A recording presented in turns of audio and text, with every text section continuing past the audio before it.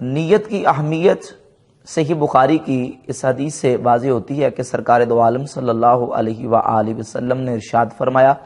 انما الاعمال بالنیات، اعمال کا دار و مدار نیتوں پر ہے، اعمال کا دار و مدار نیت پر ہے، یعنی اے ثواب الاعمال بالنیات، اعمال کا ثواب نیتوں پر ہے، جس طرح کی نیت ہوگی اتنا ہی اس قدر اس کو اللہ رب العزت کی بارگاہ سے ثواب ملے گا۔ یہ تو نیت کی اہمیت تھی۔ اب نیت کی حقیقت کیا ہے؟ نیت کہتے ہیں عقد القلب علی الفعل، کسی کام کے کرنے پر دل کا پختہ ارادہ، یہ نیت ہے۔ نیت کی یہ حقیقت ہے۔ حقیقت میں نیت دل کے ارادے کو کہا جاتا ہے، زبان کے ساتھ کہنا نیت نہیں ہے بلکہ دل کے ارادے کو نیت کہا جاتا ہے۔ ہاں البتہ اسی دل کے ارادے کو زبان کے ساتھ اس کا تلفظ کر لینا، اس کو زبان کے ساتھ دہرا لینا، یہ جائز ہے، مستحب ہے، اور اس کی اصل نبی پاک صلی اللہ علیہ وآلہ وسلم کے عمل سے ثابت ہے۔ حج، عمرہ، نماز، روزہ، اعتکاف، قربانی، یہ دیگر جو ہم اعمال صالحہ کرتے ہیں، ان کی دل میں نیت ہونا یہ ضروری ہے۔ دل میں ہی ہونے کو نیت کہا جاتا ہے۔ البتہ دل میں جو نیت ہے اس کا تلفظ کر لینا، اس کو زبان سے ادا کر لینا، نبی کریم صلی اللہ علیہ وآلہ وسلم کی احادیث سے اس کی اصل ثابت ہے، اور امت کے اسلاف سے یہ چیز ثابت ہے کہ اگر اسی دل میں نیت کو تلفظ کر لیا جائے، زبان کے ساتھ ادا کر لیا جائے، تو یہ جائز اور مستحب اور بہتر عمل ہے، یعنی تاکہ دل اور زبان دونوں ایک ہو جائیں اور دل اور زبان دونوں مل جائیں۔ ہم زبان سے کہنے کو نہ تو فرض کہتے ہیں، نہ ہی واجب کہتے ہیں، نہ فرض ہے، نہ واجب ہے، نہ ضروری ہے۔ کوئی بندہ نہیں کہتا تو کوئی حرج نہیں ہے۔ اگر کوئی بندہ زبان سے ادا کر لیتا ہے، اس نیت کو زبان سے تلفظ کر لیتا ہے، تو یہ مستحسن ہے، جائز ہے۔ اسلاف امت کے اس پر اقوال موجود ہیں، اور اس کی اصل نبی پاک صلی اللہ علیہ وآلہ وسلم کی حدیث سے ثابت ہے۔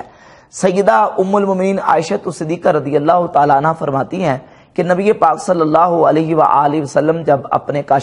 کاشانہ اقدس میں در دولت میں تشریف لے آتے تو ازواج طیبات سے، امہات المومنین سے آ کے فرماتے کہ کیا کچھ چیز کھانے کو گھر میں موجود ہے؟ تو اگر ازواج طیبات یہ کہہ دیتی کہ حضور کھانے کو گھر میں کوئی چیز نہیں ہے، تو نبی پاک صلی اللہ علیہ وآلہ وسلم فرماتے انی صائم، تو پھر میں روزے دار ہوں۔ سنن ابی داؤد میں 2455، سنن نسائی، ترمذی اور صحیح مسلم میں بھی یہ روایت موجود ہے۔ تو حضور فرماتے انی صائم، تو میں پھر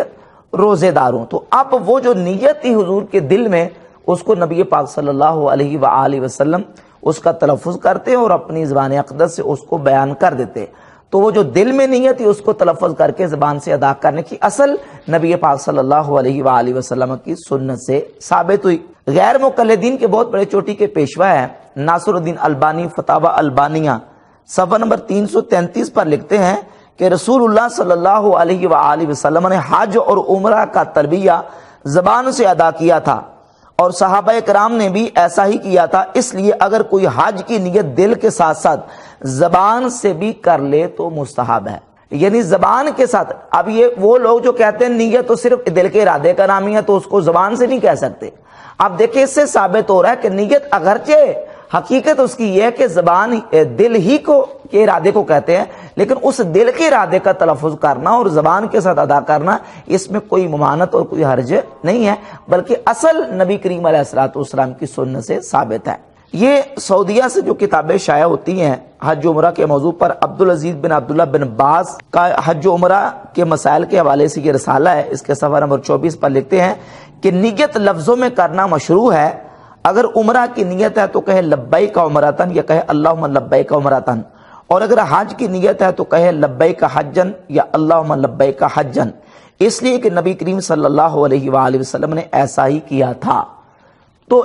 عبدالعزیز بن عبداللہ بن باز نے بھی اس بات کو لکھا ہے کہ نبی پاک صلی اللہ علیہ وآلہ وسلم نے حج اور عمرے کے موقع پر جو نیت ہے اس کا تلفظ کیا ہے۔ تو اصل جب ثابت ہوگی تو دیگر جتنے نیک صالح اعمال ہیں ان کی جو دل میں نیت ہے اس کو زبان کے ساتھ بھی اس کا تلفظ کرنا یہ بالکل جائز ہے۔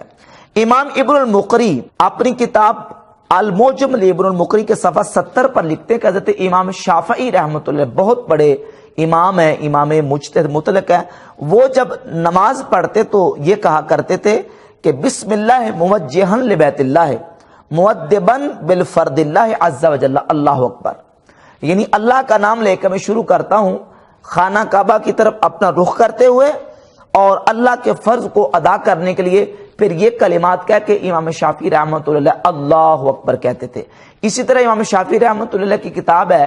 کتاب الام، اس کی پہلی جلد کے صفحہ 90 پر امام شافعی رحمۃ اللہ نے پورا باب قائم کیا ہے نیت الصلاۃ کے عنوان سے، اور اس میں نیت کے مسائل بیان کرتے ہوئے ساری ڈیٹیل بیان کی ہے۔ اس سے بھی یہ بات پتہ چلتی ہے کہ امام شافعی رحمۃ اللہ زبان کے ساتھ نیت کے تلفظ کو یہ درست اور جائز سمجھتے تھے۔ امام ابن مندہ کی کتاب ہے الفوائد جلد 1 صفحہ 26 پر موجود ہے کہ حضرت انس ابن مالک رضی اللہ تعالی عنہ بھی جب روزے کی نیت کرتے تھے تو اس کا تلفظ کرتے تھے، اس کو الفاظ ادا کر کے حضرت سیدنا انس ابن مالک رضی اللہ تعالیٰ عنہ کی ذات گرامی قدر اس کا تلفظ کرتے تھے۔ یہ حضور سیدنا شیخ عبد القادر جیلانی غوث پاک سرکار رضی اللہ تعالیٰ کی کتاب ہے غنیۃ الطالبین جلد نمبر 2 صفحہ نمبر 199 پہ لکھتے ہیں کہ ینبغی للامام اللہ یدخل فی الصلاۃ ولا یکبر، فرماتے ہیں کہ امام کے لیے مناسب یہ ہے کہ وہ اس وقت تک نماز میں داخل نہ ہو اور تکبیر نہ کہے حتیٰ ینوی الامامت بقلبہ، حتیٰ کہ وہ اپنے دل میں اس کی نیت کر لے، وَإِن تَلَفَّظَ ذَلِكَ بِلِسَانِهِ كَانَ أَحْسَنَ، اگر وہ جو نیت دل میں ہے ان تلفظ ذَلِكَ بِلِسَانِهِ، اگر اس دل میں نیت کو اپنی زبان کے ساتھ اس کا تلفظ کر لے کان احسن، تو یہ بہتر ہے، یہ اچھا ہے۔ تو ثابت ہوا کہ اسلاف امت سے شیخ عبد القادر جیلانی غوث پاک سرکار رضی اللہ تعالیٰ سے، امام شافعی حضرت سیدنا انس بن مالک رضی اللہ تعالیٰ عنہ سے، اور نبی پاک صلی اللہ علیہ وآلہ وسلم کی احادیث سے جو زبان کے ساتھ نیت کے تلفظ کرنے کا ثبوت ہے، اس سے یہ بات بالکل واضح ہوتی ہے کہ نماز ہو، حج ہو، عمرہ ہو، قربانی ہو، اعتکاف ہو، روزہ ہو، ان نیک اور صالح اعمال کے لیے زبان کے ساتھ تلفظ کرنا نیت کا یہ جائز۔ نیت اگرچہ حقیقت ہے، نیت دل کا ارادہ ہے، کوئی زبان کے ساتھ نہیں کہتا تو کوئی حرج نہیں ہے، لیکن اسی نیت کو اگر زبان کے ساتھ دہرا دے تاکہ دل اور زبان دونوں جو نا وہ ایک ہو جائیں تو یہ بہتر ہے، اچھا ہے، اس میں کوئی گناہ والی بات نہیں ہے۔ اگلا مسئلہ آ گیا رمضان شریف کے روزے کی نیت۔ وَبِصَوْمِ غَدٍ نَوَيْتُ مِنْ شَهْرِ رمضان، جس طرح میں نے پہلے وضاحت کر دی ہے کہ نیت دل کے ارادے کو کہتے ہیں، زبان کے ساتھ تلفظ کرنا ضروری نہیں ہے، لیکن دل کے ارادے کو زبان کے ساتھ ادا کر لینا یہ بہتر ہے، اس میں کوئی گناہ اور حرج والی بات نہیں، کوئی نہیں کرتا تو نہ کرے، لیکن اسی دل کے ارادے کو زبان کے ساتھ اگر ادا کر لیں تو اسلاف امت سے میں نے حوالہ جات سے ثابت کیا کہ یہ بالکل مستحسن ہے، جائز ہے۔ اب رہ گئی بات روزے کی نیت پر اعتراض کی، لفظ غدن پر جو اعتراض کیا جاتا ہے کہ دیکھیں جی، جو سورج غروب ہونے کے بعد رات آتی ہے اور اس کے بعد جو دن آتا ہے، ان دونوں کو الیوم کہا جاتا ہے، وہ ایک ہی دن میں شامل ہیں، تو غدن کہتے ہیں وہ دن جو آنے والا کل ہے اس کو غدن کہا جاتا ہے۔ تو آپ رات کے وقت سحری کے وقت نیت کرتے ہیں اور کہتے ہیں وَبِصَوْمِ غَدٍ نَوَيْتُ مِنْ شَهْرِ رمضان، میں نے کل کے روزے کی نیت کی، تو جو صبح آنے والی وہ کل نہیں ہے، کل تو وہ جو اس کے بعد آنے والا کل ہے، تو لہذا لفظ غدن کا استعمال یہاں عربی اعتبار سے درست نہیں ہے۔ تو اس کا جواب یہ ہے کہ یہ لوگ جو اعتراض کرتے ہیں یہ عربی گرامر سے اور عربی کے کلمات کے اطلاقات سے بے خبر ہیں، اور ان کی عدم واقفیت کی وجہ سے یہ ان کو اشکال اور ان کے دل میں ایک ذہن میں اعتراض پیدا ہوتا ہے۔ احادیث طیبات میں لفظ غدن آنے والے کل کے لیے بھی استعمال ہوا ہے، اور جو کلمہ غدن ہے وہ اگر رات کے وقت کہا گیا تو صبح کے لیے استعمال ہوا ہے۔ جس طرح ہم نیت جو کرتے ہیں وہ رات کے وقت کرتے ہیں، جب تک صبح صادق نہیں ہوتی، صبح صادق سے ہونے سے پہلے پہلے کا جو وقت ہے وہ لیل میں داخل ہے، اور صبح صادق کے بعد کا جو وقت ہے وہ نہار میں داخل ہے۔ اب نبی پاک صلی اللہ علیہ وآلہ وسلم کی احادیث سے جو ہمیں بات واضح ہوتی ہے اور سامنے آتی ہے، اس سے یہ بالکل مسئلہ واضح ہو جاتا ہے کہ غدن کا کلمہ اگر رات کے وقت کہا جائے تو صبح کے لیے غدن کا کلمہ استعمال کیا جاتا ہے۔ نبی پاک صلی اللہ علیہ وآلہ وسلم نے بدر شریف کے موقع پر اپنے صحابہ کرام رضی اللہ تعالی عنہم کو جمع کیا۔ مسند بازار کی جلد نمبر 1 صفحہ نمبر 215 پہ روایت کا نمبر 281 موجود ہے۔ حضرت انس ابن مالک رضی اللہ تعالی عنہ فرماتے ہیں کہ جعل رسول اللہ صلی اللہ علیہ وسلم یرینا مسارع القوم لیلۃ البدر، یعنی بدر صبح ہونے والی تھی جنگ، اس سے پہلے جو رات تھی، رات کے وقت حضور اقدس صلی اللہ علیہ وآلہ وسلم نے اپنے صحابہ کرام کو جمع کیا اور صحابہ کو جمع کر کے مشرکین مکہ کے مرنے کی جگہوں کو، ان کے مسارے کو حضور نے دکھایا اور فرمایا ھذا مسرع فلان غدن انشاءاللہ تعالی، انشاءاللہ تعالی صبح فلاں کافر یہاں مرے گا، فلاں کافر یہاں مرے گا، فلاں کافر یہاں مرے گا۔ تو رات کے وقت نبی کریم علیہ الصلوۃ والسلام نے آنے والی جو صبح تھی اس کے لیے غدن کا کلمہ استعمال کیا۔ تو اس سے بات بالکل واضح ہوئی کہ رات کے وقت جو بات کی جائے صبح کے لیے، دن کے وقت اس کے لیے غدن کا کلمہ استعمال کیا جاتا ہے، اور حضور علیہ الصلوۃ والسلام نے خود استعمال کیا۔ اور اس کلمے کے اور اس مکالمے کے رات کے وقت ہونے پر بہت سارے اور دلائل موجود ہیں۔ امام موسیٰ بن عقبہ نے اپنی کتاب المغازی میرے پاس موجود ہے، اس کے صفحہ 131 پر اور 132 پر امام موسیٰ بن عقبہ اپنی مغازی میں لکھتے کہ یہ بات اور یہ مکالمہ نبی پاک صلی اللہ علیہ وآلہ وسلم نے رات کے وقت صحابہ کرام علیہ رضوان سے کیا ہے۔ اسی طرح امام بہقی نے دلائل النبوہ کی جلد نمبر 3 صفحہ 87 پہ لکھا ہے کہ یہ مکالمہ حضور علیہ الصلوۃ والسلام نے صحابہ کرام سے رات کے وقت کیا ہے۔ اور یہ مغازی موسیٰ بن عقبہ وہ کتاب ہے جس کے بارے میں امام مالک رحمۃ اللہ فرماتے ہیں علیک بمغازی موسیٰ، تجھ پر مغازی موسیٰ بن عقبہ لازم ہے، اس کو پکڑ لے۔ اور یہ امام موسیٰ بن عقبہ المتوفی 141 ہجری، یہ امام مالک کے بھی استاد ہے، امام شعبہ بن حجاج کے استاد ہے، امام سفیان ثوری، امام سفیان بن عیینہ، بڑے بڑے امام محدثین کے استاد ہیں۔ انہوں نے بھی یہ بات لکھی ہے